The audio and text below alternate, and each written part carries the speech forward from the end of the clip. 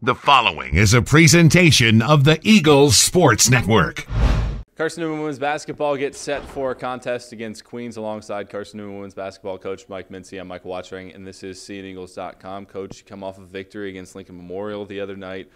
Three-pointers, a big reason why, and you have two players that are the top tandem in the league and one of the best in the country, in Kaylin Brooks and Tatum Bergstrom. When you have those two on the court now at the same time playing the way that they can, how important is that for the success of this team? Well, it's really important. I mean, that's been a strength of our team all year, is our three-point shooting ability. And, it's happened a lot at home, and unfortunately it's only happened a few times on the road. And if it could happen more on the road, we wouldn't have had the losses that we've had. But, that's just kind of how we're built. Luckily, the other night, we got some production out of Couples and Petey down low to give us some point production around the block. But, of course, Petey steps out and hits threes as well. So when you add Petey to the mix with Tatum and Brooks, it just makes us pretty lethal from the perimeter. Carson-Newman has won 5 straight at home, and Coach, you've only lost once here at the friendly confines. You come off of a victory against LMU, and you play a Queens team that just picked up its first win in conference play against Brevard earlier this week. What do you see from Queens from that first meeting? They didn't have Carmen Richardson in that game to get ready for Saturday.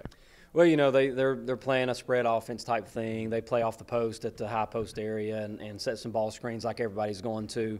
Very much guard oriented, like a lot of teams. And in a game like this, you can't really look at the records and where they stand in the conference standings and all that kind of stuff, because there's been several games this year that Queens has either had a lead on an opponent in the first quarter or even been down by a small margin at the half. And we want to come out and play good basketball and know that Queens is a team that they just showed that they beat Brevard, I believe, the other night by 21, and we beat Brevard by 18. So that says enough right there that when they're on and hitting just like anybody else, they can beat anybody. And we already know that we're a good enough team to beat everybody, but we're also not talented enough that we could just about lose to anybody. In the last game, Sheridan Presley and Mikel Oliverio had, I think, 39 of the team's 50 points. The rest of the team went 6 for 26 from the floor. Defensively, do you try to lock on to those 3 players, try to shut one of them down? That way the rest of the team has to beat you?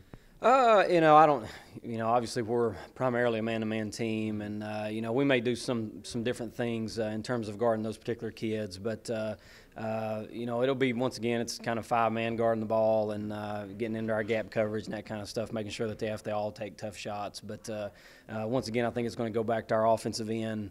At home, when we score the ball really well, it's like we put pressure on the other team to have to continue to kind of score with us. And when we do that way, that's kind of when we're at our best and our most successful. Coach, thanks for your time. Best of luck Saturday. Thank you.